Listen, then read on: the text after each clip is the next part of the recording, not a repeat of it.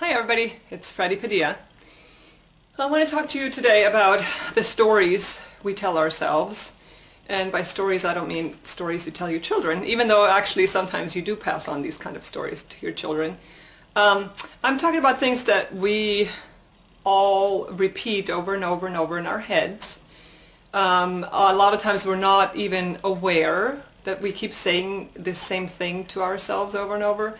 And a lot of times, unfortunately, the things that we repeat over and over are not positive, and so they're actually reinforcing negative things in our lives.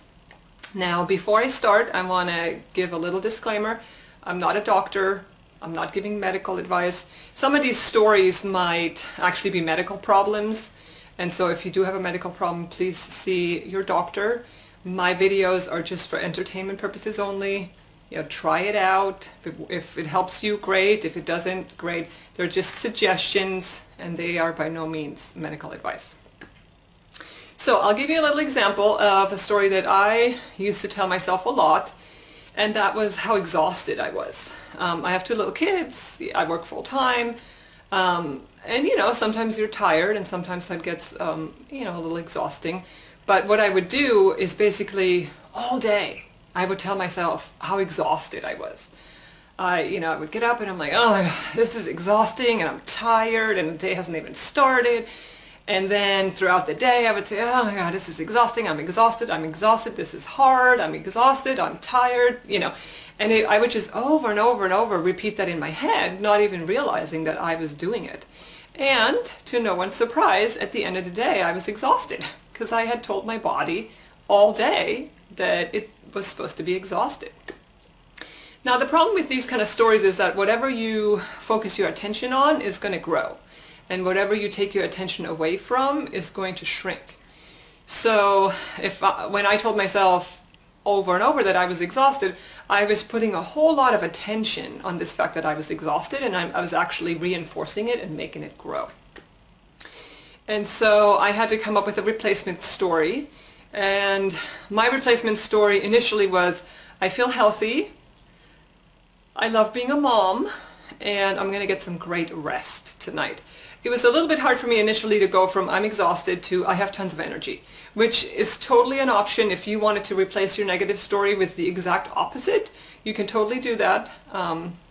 It works. For me, for the exhausted story, it felt a little inauthentic for me to say I have tons of energy, because I wouldn't really feel that energetic.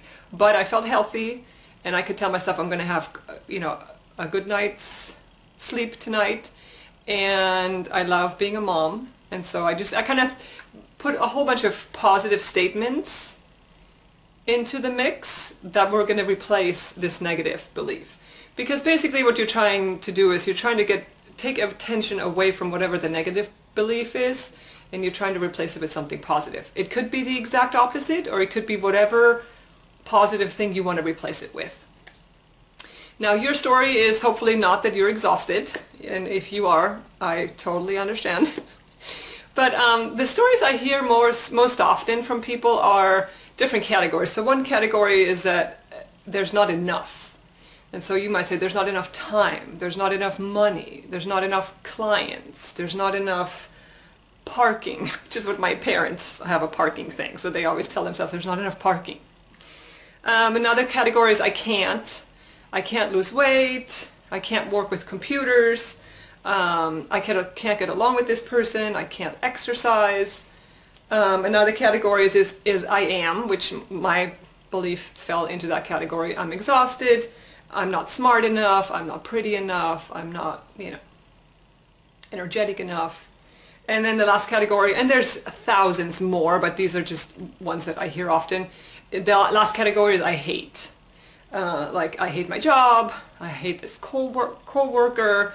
Some people unfortunately say I hate my life, I hate my thighs, So what I want you to do this week is think of an area in your life that's not going as well as you would like it to go.